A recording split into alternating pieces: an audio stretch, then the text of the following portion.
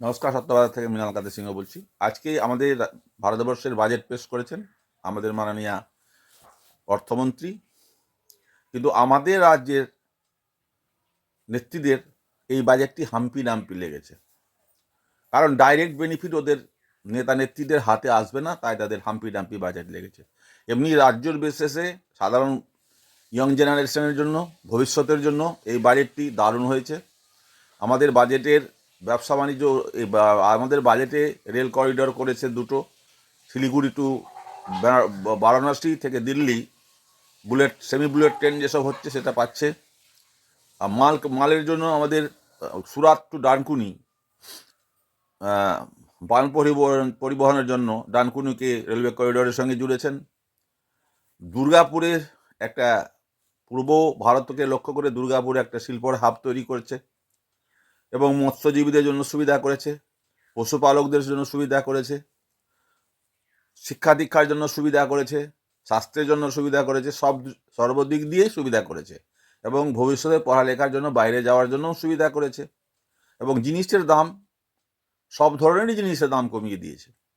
তো সাধারণের জন্য বাজেটটা তো খুবই ভালো, কিন্তু এই যে আমাদের রাজ্যের যে সরকার, তাদের জন্য মানে ডাইরেক্ট বেনিফিট তাদের সেরকমভাবে উল্লেখ করে কোনো শিক্ষা খাতে 10,000 কোটি এমনি উল্লেখ করে দেননি। তাতে মানে তাদের কাটমানির সুবিধাটা সেটা পাননি, বা প্রধানমন্ত্রী আবাস যোজনাতে অনেক ঘরের জন্য অনেক টাকা অ্যালোকেশন করে দেননি যে কাটমানি বের হবে।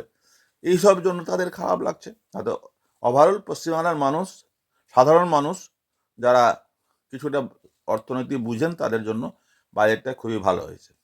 আচ্ছা, আরেকটা কথা হচ্ছে, যে রাজ্যে সরকার বিজেপির আছে সে রাজ্যকে তো একটু সাহায্য করবেই। তো উড়িষ্যা বিজেপি সরকার আছে, প্রথমে এসছে, তো উড়িষ্যার জন্য কিছু হয়তো বেশি করেছে, বিহারের জন্য কিছু বেশি করেছে। তো এটাও তো অন্যায় কিছু করেনি, তারা প্রতিশ্রুতি দিয়ে করেছে।